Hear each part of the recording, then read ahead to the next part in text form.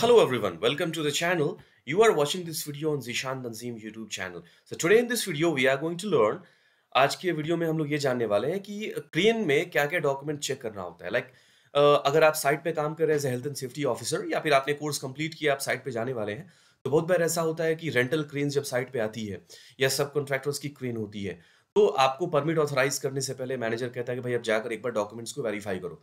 बहुत सारे लोगों ने मुझे कॉल भी किया तो मुझे लगा कि नहीं इस टॉपिक पे वीडियो बनाने की जरूरत है, मैसेज भी किया, कमेंट बॉक्स में कमेंट्स भी लोगों ने किया। So we are going to learn कि क्रेन इंस्पेक्शन में क्या क्या डॉक्यूमेंट्स आपको चेक करना होता है। Now as you can see here that the first document that you need to check is the RC of the crane. Crane का registration certificate. अगर वो क्रेन लाइक रोड पे चलने वाली है तो like if it's a crawler crane, it's a mobile crane, अगर mobile crane है, फराना है, हाइड्रा है, तो वहां पे आपको आरसी चेक करना मैंडेटरी होता है। क्रेन का आरसी होना चाहिए। टावर क्रेन में आरसी की जरूरत नहीं है, so you need to check the RC. The second is insurance certificate. आपकी क्रेन का इंश्योरेंस होना चाहिए। इंश्योरेंस सर्टिफिकेट आपको चेक करना है, वो वैलिड होना चाहिए। जनरली 1 साल की वैलिडिटी होती है।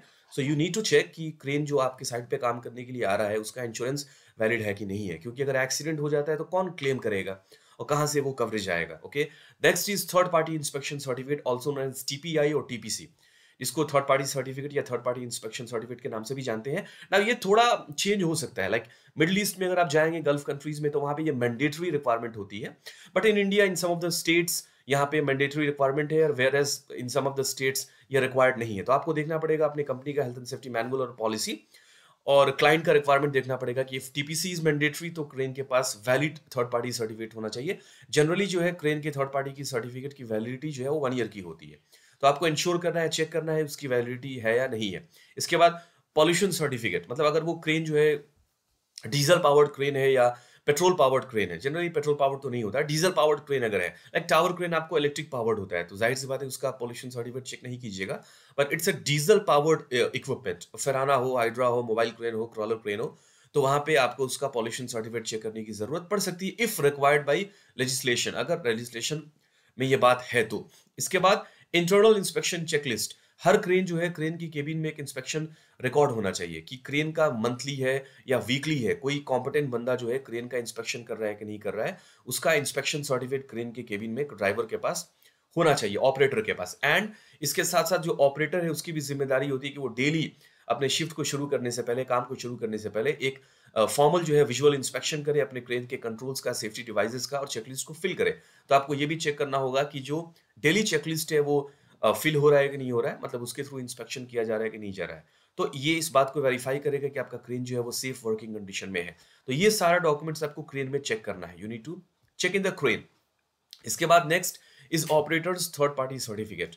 अगर वो क्रेन जो है मोबाइल क्रेन है तो वहां पे जो ऑपरेटर है, अगर सेम ही बंदा है, वो ड्राइवर भी ऑपरेटर भी है, तो उसी बंदे के पास ड्राइविंग लाइसेंस भी होना चाहिए और उसी बंदे के पास थर्ड पार्टी सर्टिफिकेट भी होना चाहिए। But if there are two people, 2 लोग हैं, तो एक बंदा ड्राइवर दूसरा है और ऑपरेटर दूसरा है, तो ड्राइवर के पास ड्राइविंग लाइसेंस होना चाहिए और ऑपरेटर के पास थर्ड पार्टी सर्टिफिकेट होना चाहिए। और अगर क्रेन है, लाइक टावर क्रेन है, क्रॉलर क्रेन है, इस तरह की क्रेन से जो रोड पे नहीं चलती है, तब वहां पे ऑपरेटर जो है उसके पास मिनिमम जो है वो थर्ड पार्टी सर्टिफिकेट होना चाहिए।